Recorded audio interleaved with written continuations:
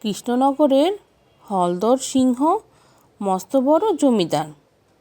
তিনি নিজেকে খুব চালাক মনে করতেন। একদিন গোপাল তার বাড়ির সামনে দিয়ে যাচ্ছিল। সিংহমশাই তার স্বভাবসিদ্ধ রসিকতা করার লোভ সামলাতে পারলেন না। তিনি গোপালকে কাছে ডেকে বললেন, "কী রে গোপাল, কোথায় যাচ্ছিস?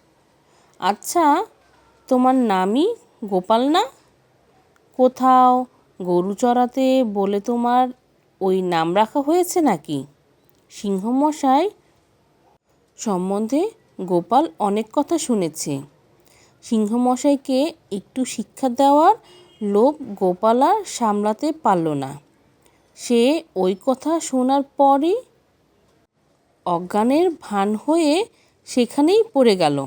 সিংহমশাই ওই দৃশ্য দেখে গোপালের কাছে ছুটে এসে সঙ্গে সঙ্গে দুজন চাকরের সাহায্যে বাড়ির মধ্যে নিয়ে গিয়ে তাকে সুস্থ করার জন্য প্রয়োজনীয় সব ব্যবস্থা নিতে লাগলেন।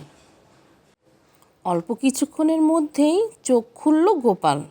সিংহমশাই ব্যস্ত হয়ে জিজ্ঞাসা করলেন, "তোমার কি কোনো মৃগীরোগ আছে?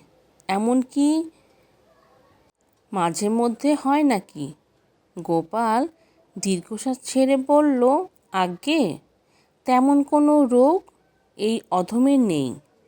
সিংহমশাই বলল, "তবে হঠাৎ অজ্ঞান হয়ে গিয়েছিলে যে?" গোপাল মুচকি হাসি হেসে বলল, "শুনেছি সিংহের ডাক শুনলে নাকি অনেক সাহসী পুরুষও পুরুষত্ব হারিয়ে যায়। তাই আমি ভাবছিলাম আমারও বুঝি তাই হয়েছে। এই ভাবনায় জ্ঞান হারিয়ে ফেলেছিলাম। আমি যখন রাস্তা দিয়ে যাচ্ছিলাম তখন আপনি ডাকলেন, তাই ভাবলাম আমারও বুঝি ওই দশা হয়েছে।" গোপালের এই রসিকতায় সেখানে যারা উপস্থিত ছিল তারা সকলেই হো হো করে হেসে উঠল।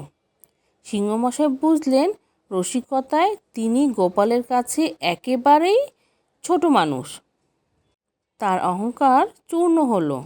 কিন্তু তিনি জ্ঞানীকে সম্মান দিতে জানেন, তাই তাকে পুরস্কার করলেন।